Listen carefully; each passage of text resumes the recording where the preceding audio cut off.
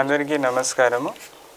చాలామందిలో ఒక అపోహ ఏముంది అని అంటే కెంగెన్ వాటర్ లేదా ఆల్కనైజ్డ్ వాటర్ మన స్టమక్లో ఉన్నటువంటి హైడ్రోక్లోరిక్ యాసిడ్తో రియాక్ట్ అయ్యి మన డైజెషన్ని డిస్టర్బ్ చేస్తుంది అనేటువంటి ఒక అపోహ అనేది ఉంది.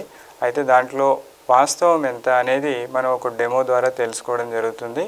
ఈ డెమో యొక్క ఉద్దేశం ఇంకొకటి ఏంటంటే కెమికల్గా ఆల్కలైన్ అయిన దానికి తర్వాత అయోనైజేషన్లో ఆల్కనైజ్డ్ అయినటువంటి వాటర్కి ఉన్న డిఫరెన్స్ ఏంటి అనేది.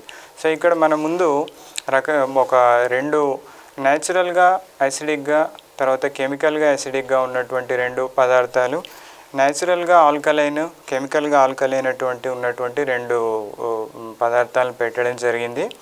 ఒకసారి వీటన్నిటి యొక్క pHని మనం pH సొల్యూషన్ ద్వారా ముందు గమనిద్దాము. ఈ మొదటి బాటిల్లో కొంత మినరల్ వాటర్ అనేది వేస్తున్నాను. ఈ మినరల్ వాటర్లో ఇది కెంగెన్ వాటర్,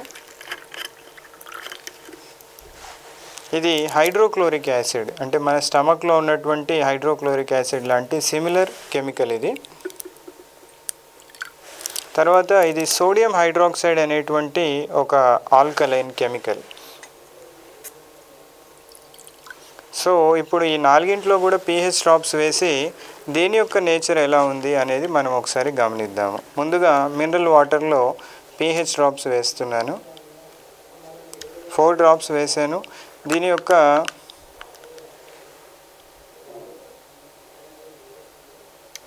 ఇది కెంగెన్ వాటర్లో వేసాము, ఇది హైడ్రోక్లోరిక్ యాసిడ్లో వేసాము. సో ఇక్కడ మనం ముందు సోడియం హైడ్రాక్సైడ్లో pH డ్రాప్స్ అనేది వేయడం జరిగింది. ఇప్పుడు మీరు గమనిస్తే మొదటిది ఇది యాసిడిక్ ఆమ్లతత్వాన్ని కలిగినటువంటి మినరల్ వాటర్, ఇది క్షారతత్వాన్ని కలిగినటువంటి కెంగెన్ వాటర్, ఇది స్టమక్లో ఉన్నటువంటి హైడ్రోక్లోరిక్ యాసిడ్ అండ్ ఇది సోడియం హైడ్రాక్సైడ్. అయితే చాలామందికి అపోహ ఏంటి అని అంటే ఈ హైడ్రోక్లోరిక్ యాసిడ్ అనేది మన కెంగెన్ వాటర్ ద్వారా న్యూట్రలైజ్ అవుతుంది అని.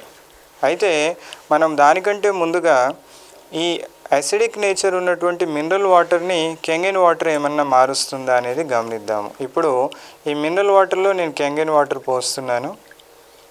ఇది ఆల్కలైన్గా మారింది, దీని కలర్ అనేది ఆల్కలైన్గా చేంజ్ అయింది. అంటే మైల్డ్ యాసిడిక్గా ఉన్నటువంటి మినరల్ వాటర్ని ఇది ఆల్కలైన్గా మారుస్తుంది. కానీ మరి స్ట్రాంగ్ యాసిడిక్గా ఉన్నటువంటి హైడ్రోక్లోరిక్ యాసిడ్ని ఏమన్నా మారుస్తుందా అనేది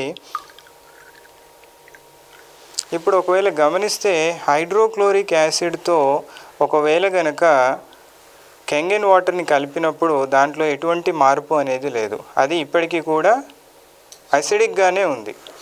మరి ఇందాక మనం ఇది గమనించాము, ఏది సోడియం హైడ్రాక్సైడ్ ఆల్కలైన్గా ఉంది, ఇది కెమికల్ ఫామ్ లోపల ఆల్కలైన్గా ఉంది. అయితే ఈ వాటర్ని ఇప్పుడు మనం ఇందులో వేసి చూద్దాము. సో ఇది వెంటనే ఆల్కలైన్గా మారిపోయింది. అంటే హైడ్రోక్లోరిక్ యాసిడ్ అనేది సోడియం హైడ్రాక్సైడ్ అనే కెమికల్తో మారుతుంది, కానీ కెంగెన్ వాటర్తో దాంట్లో ఎటువంటి మార్పు అనేది లేదు.